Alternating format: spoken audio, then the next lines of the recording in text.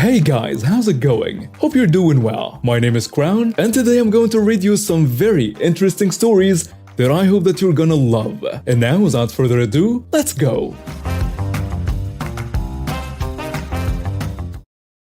Friday nights here in the country can get a little crazy sometimes, so I don't mind when my neighbors cause a ruckus or a loud party as long as it's not too crazy.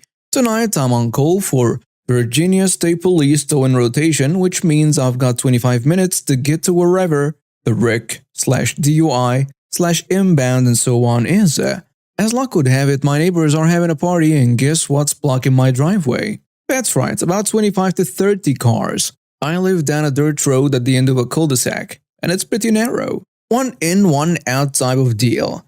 And with this rain we've been having, parking in the grass/clay/mud is really not the best idea. Even with a 4x4, it can still get tricky. I noticed a few cars coming in early this evening. I walked over to my neighbors and made it pretty clear I was on call, and as long as they didn't block the road or my driveway, all will be good. No problems here. Well, I got a call from my boss asking if I can go warm up the rotator and a light-duty flatbed, tow trucks. It's about 12:30 a.m., so I get my boots on and other gear because if I'm up, I might as well stay at the shop and clean a few things to stay busy and make the night move along. I get in my car, and as I'm backing out of the driveway, I notice I'm blocked in. I don't mean by one truck, but by nearly 15 different vehicles.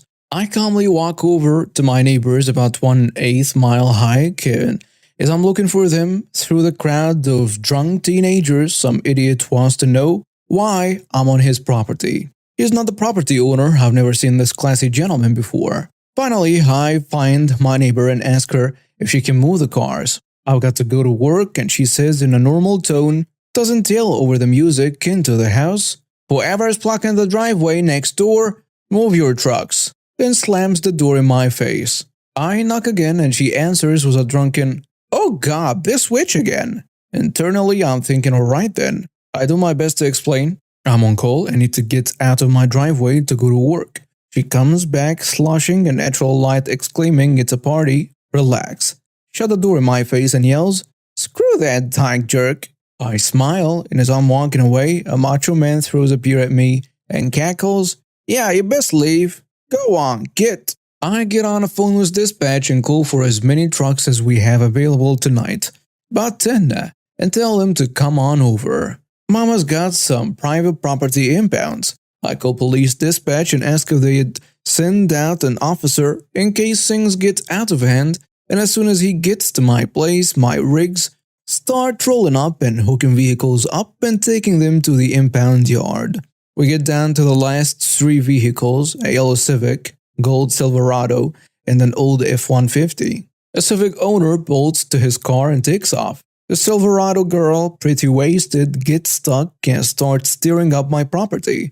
Officer walks over and she throws a fit. Long story short, she gets arrested for underage drinking and DUI. The Ford owner doesn't even show up. I get to work after all the impounds, and with me I brought coffee and snacks for my drivers. Tomorrow's not a business day, which means if these tools want their cars back, it's going to be the regular $290 plus 2 days of storage at $55 a day and the $100 gate fee. I make a note in every single storage sheet, papers that the vehicle owners get, to thank the girl who had the party for getting towed. Several of the kids' parents called wanting to know where their cars or trucks were. I gave them the yard address and told them they can come anytime. As soon as they started shouting about illegal tows and threatened with lawyers, I showed them pictures of their cars with no parking signs and explained that I tried to reason with the owner of the property, me, but she was tired of being blocked in by drunken teenagers. There are signs on my road saying no parking and not to block the driveway. Do not piss off a tow truck driver. She will legally take your vehicles. Edit. The gate fee is only for after hours. It covers expenses of overtime for the office staff who have to get out of bed and come to work in the middle of the night. So starting out by saying that this happened to a friend of mine and they gave me permission to share it. I used to do part-time volunteer work for a local park. It was pretty basic stuff like picking up trash and light security. which was just making sure that people aren't damaging the park property or to report anything shady going on. This park was fairly big and had a jungle gym in the back of it behind the wall of trees. One day I noticed that there are tire marks in the grass right where a turnout of the back is. It's fairly easy to make that turn and doesn't come out of nowhere or anything. So I don't know why someone would go through the grass. Also keep in mind it was very muddy and cold, so the tire marks were pretty much cemented in after the grass was run over. I called my supervisor and they said that we will fix that area when it gets a little warmer, which it was going to be later that week. A couple days later, when I'm near the front of the park patrolling, I notice a minivan coming up from the back of the park. It goes right through the same area of the grass that was previously run over. I couldn't believe I just witnessed it happen. The turn doesn't come out of nowhere and you can clearly see that going straight out will take you through the grass. I start jogging towards the van, waving my arms to get the driver's attention. She stops and rolls down her window, wearing thick sunglasses and looking at me confused at first. She also had 2 kids in the back. What? Excuse me, miss. I'm one of the park workers. You drove straight through the grass back there. With how muddy it is right there, the grass gets damaged very easily. Okay. She clearly didn't care and shocked me a bit that she didn't apologize about it. Well, the grass is going to need to be put back down. I understand if it was a mistake, but please be more careful when coming out from the back. I can tell she's giving me a dirty look, even with her giant sunglasses covering most of her face. Oh, whatever. She says rudely and drives out towards the entrance after I say thanks and back away from the van. Fast forward a couple days, me and my supervisor had finished flattening the dirt and putting down new seed for that area in the morning. I was pretty happy with how it turned out and the grass would look better than it did before once it grew. Later that day when I come back to patrol the park, I notice the same minivan in the back parking lot. I head over to the jungle gym area and of course I see the entitled mom on a bench looking at her phone while her kids are playing. I was hoping in the back of my mind that she would have listened to me yesterday, but judging from how she acted, I was doubtful. I did a couple walks around the back area making sure there wasn't any trash. When I saw her tell the kids it was time to go, I sprinted towards the front of the park entrance, stand in front of a car at the front and put my own pair of sunglasses on. I keep them in a fanny pack along with some medical supplies and my phone, so that she wouldn't recognize me and stay on the path. Like how you slow down on a road when passing a police officer. Once her van starts coming up, I'm watching in disbelief as once again she doesn't turn and goes right through the same area again that we had just fixed up this morning.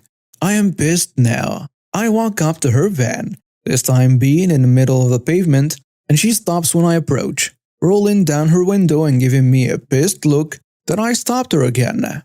Oh my god, what do you want? Miss, you ran over that area again. We had finished fixing it this morning and you just ran it over. So, it's just some grass. You should just make that whole area pavement so it won't get run over. You can clearly see that the grass is in front of you when you drive up from the back area. It doesn't come out of nowhere, and we've never had anyone run over that area. Only you. I had a frustrated tone in my voice but was still trying to be polite.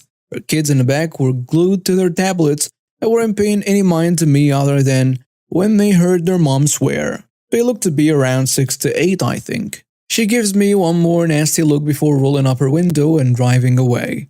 Didn't even respond to my last point. Also, she almost ran over my foot since she didn't wait for me to back away from her van before driving off. That was my tipping point. I called my supervisor again and told him what happened. I could tell he was pretty pissed over the phone but said that he had a plan to stop that area from getting run over anymore. I met him on Friday morning and he has this giant boulder in the back of his pickup truck. I instantly knew what we were going to be doing with it.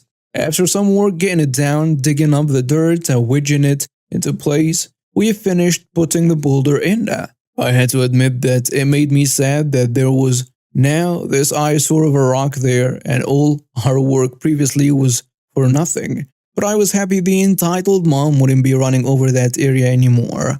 Later that day, I'm in the back picking up trash when I see the same minivan pull into the parking lot. I know it's the entitled mom and her kids cause I remember their license plate this time. I pay no mind to them, knowing that she couldn't run over the grass again when they leave now.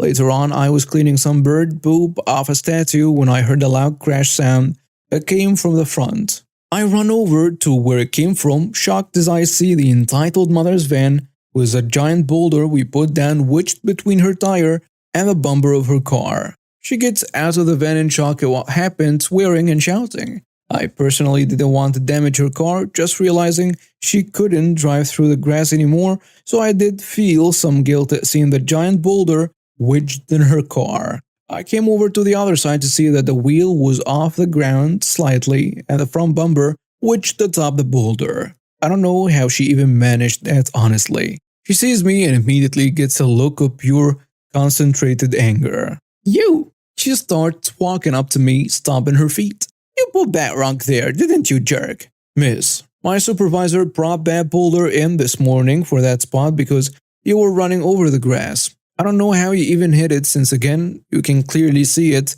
coming from the back." "I was texting my friend, you jerk. You're going to pay for this damage." "Yeah, I don't think so."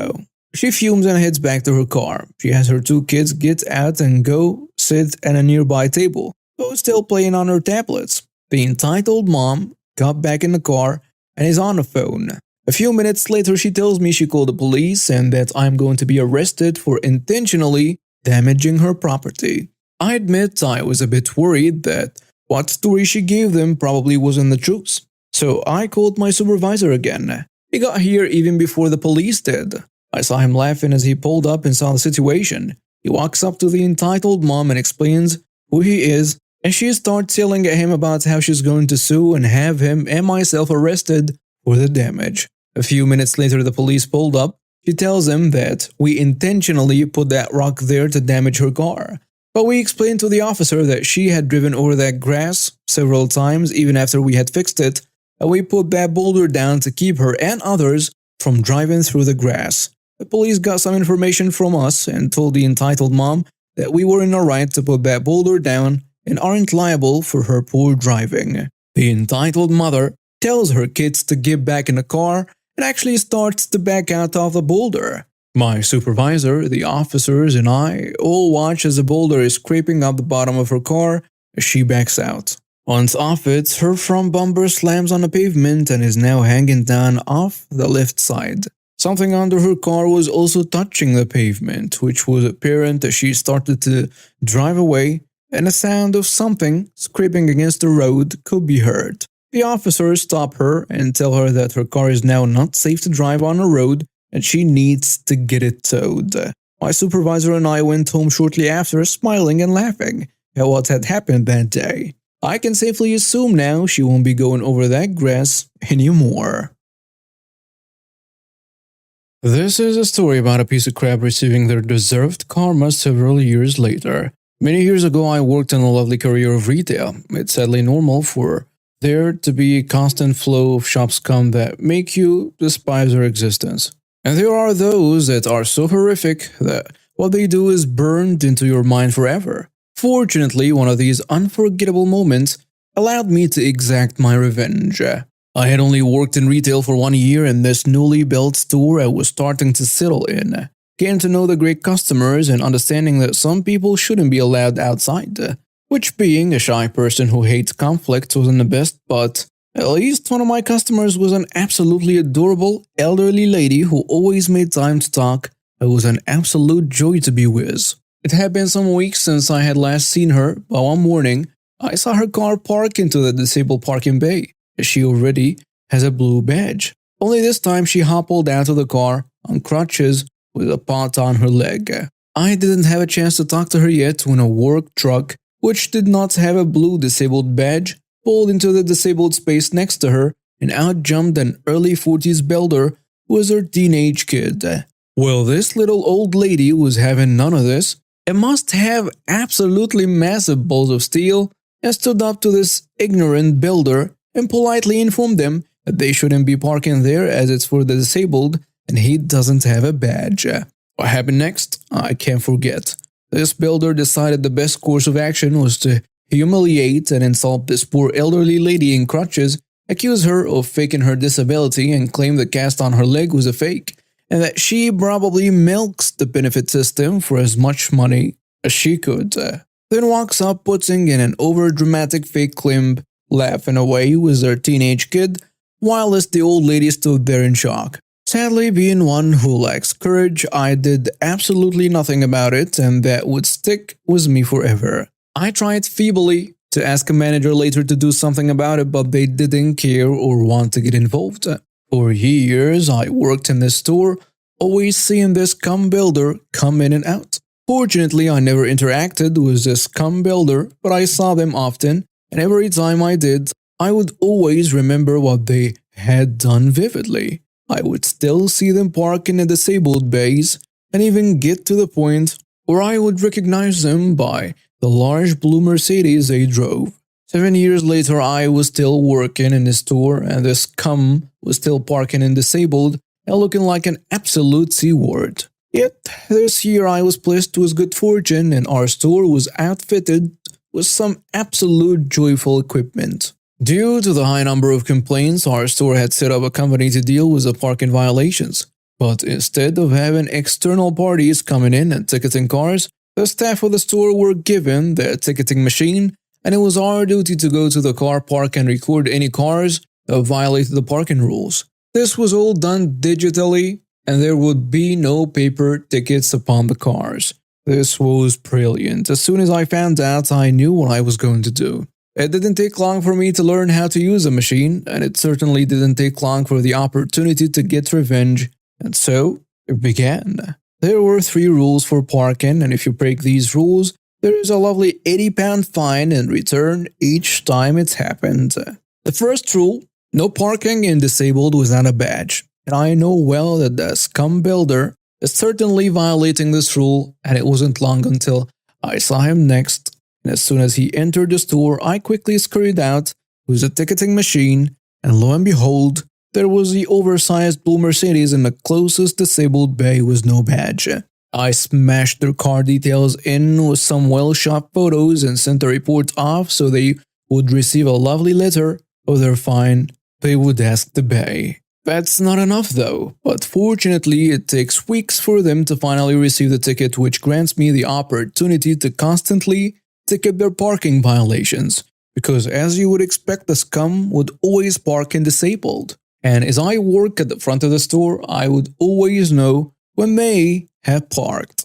After ticketing their car dozens of times, the scum unfortunately learned their lesson, as their oversized blue Mercedes no longer appeared in disabled parking bays. But as you expect, the scum would still be scum, and they would find their new parking space inside child parking. Rule number 2. Do not park inside child parking without a child.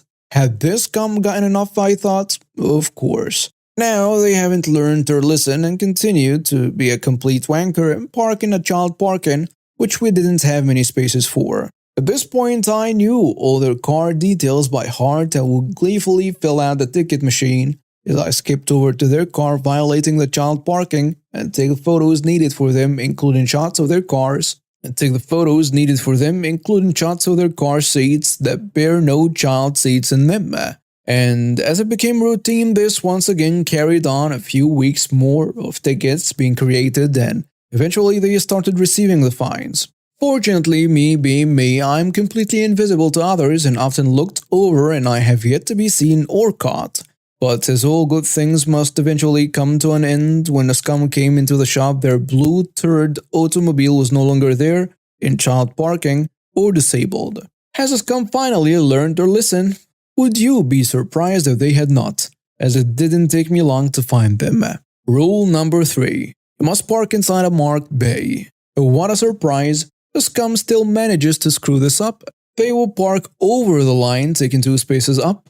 Well, guess what? That's a job for me in my ticket machine. Trying to park inside a taxi parking but can't fit the big car in it? Boom. That ain't inside a marked bay, and ka-ching! Another ticket and fine for the have one single wheel slightly over the white line of a bay?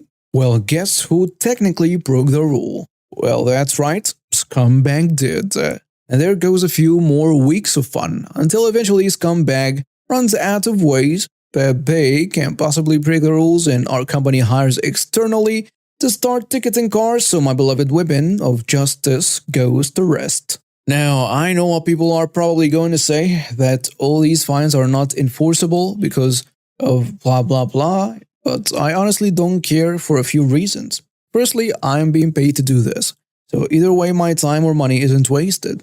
Secondly, it did have an effect as they repeatedly changed their parking habits. And thirdly, even if they don't end up paying, they are still going to spend a ton of money and effort trying to overturn them over and over again, having to constantly be harassed by mail. Overall, if all the fines are counted separately and added up, they would have received thousands of pounds worth of fines building up over time for being scum.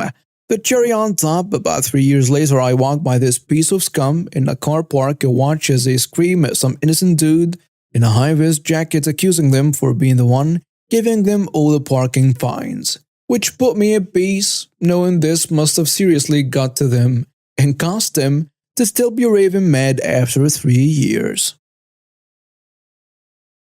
At about 6 a.m. a handicapped man goes to the local 7-Eleven to get his coffee. He has a walker and it's hard for him to walk up onto the curb once he gets out of his car. Nothing unusual. One day he got to 7-Eleven just to see that someone had parked in the only handicapped parking spot. Not only that, but the person who was parked wasn't even handicapped. Just as a woman was pulling out of the spot, the handicapped man perfectly blocks her in, pulling up so close she can't even wiggle. And the entitled woman gets out of the car. "What are you doing? You blocked my car." He rolls down the window and says, "You don't seem to be handicapped, so I took the spot." Before she can even answer, he says, which is the best thing I've ever heard, "Do you want to be?" The entitled woman screams at the handicapped man, "Just move your freaking car." He simply replies, "No." He hops out of the car, pulls out his walker, and slowly makes his way into the 7-Eleven, while the entitled woman was still blocked. Oh boy, he takes his sweet time, talking with the cashier and eating his bagel right in the store. Then he takes out the newspaper and starts reading. He probably stayed for about 30 minutes before backing away and leaving. The entitled woman was pissed, but at least she had time to think about her actions. A couple days ago, I went out to the store to get something I needed.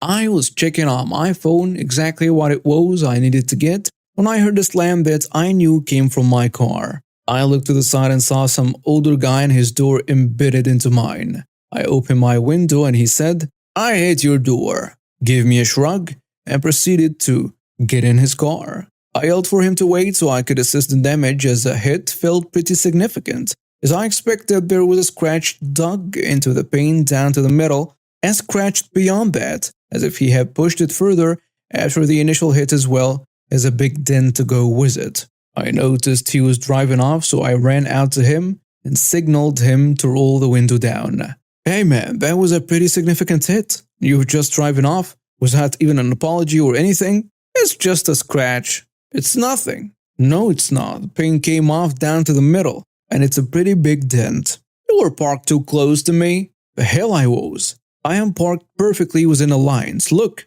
"Well, so am I." "Then you had no excuse to hit it." "You know what? Give me your insurance information." The dummy proceeds to slam on the gas and leave. I managed to snap a picture of his plates. I called the sheriff's department, as we do a lot of work for them and know everyone at the department as well. But unfortunately, they told me they couldn't do anything because it was just a door ding and could not provide me any information from his tags. We live in a tiny town, so I go into the store and ask for his name. I get his first name. From his first name, I was able to find his Facebook. Not a lot of people named Dummy in my town. From his Facebook, I found we had mutual friends. From those mutual friends, I found out where he lived. From where he lived and his name, I found his phone number online. I found out everything there is to know about this guy, his family, where he likes to hang out on Saturdays, where and who he works for, what kind of beer he drinks, literally everything except what he wears to bed. From his tags, I got the VIN online. I messaged him to give him a chance to do the right thing. That went over as I expected. It was Friday night, so I could not call anywhere to get more info. So I messaged him. To make it short, he kept saying, "Meet me in the morning if it's so important." and making fun of me, saying how his car door has a red mark and how I can do whatever I want and he'll get away with it. Come Monday, I called the local DMV as my investigations said they can give me the name of his insurance company and nothing else was the information I have. I was right. I called in a claim yesterday and I got the email with the estimate totaling to almost $600. Here is a kicker. I work at a body shop and could have fixed it myself for free. Not even a dime. Only reason I went through with it was sweet revenge. Thanks for screwing up and being a bad person, causing me to get some much needed money, dummy. I, male 19, work as a cashier in a gas station in Miami Gardens, Florida. Naturally, the people that come into the store tend to be on a crazier side. The store had a line of maybe 7 people. Now, at this point, I had the register closed, sign up, and I was stocking the vaporizers and accessories on the shelves behind the counter. My coworker was handling the customers in line. I turn when I hear the door opening. Another lady walks in with a mask on. I politely ask, "Excuse me, miss, do you have a mask that you could put on?" She scoffed at me and rolled her eyes as she dug in her purse for a minute or two. Finally, she pulls out a ratty little mask with only one functional strap and holds it to her face while she's waiting in the line. Well, apparently she couldn't do that for very long. She comes to the front of the line ranting and raving about how the line is taking too long and that we shouldn't be keeping a valued regular customer waiting. I've been working here for 4 months and I've never seen her before. I am fairly confident I know all the regulars. I tell her that there are other things that my manager left for me to do before the end of the closing and that I have to get them done. She didn't seem to like that at all. "I demand that you open your register right now." "Okay, you got it, lady." I moved the sign and then I turned back to her. "Do me a favor and stand a little bit to your right." Surprisingly, she complied, albeit with her arms crossed, and what I can only assume was an angry gaze firing through her mask. Cue the malicious compliance. "Next customer," I yell out into the store.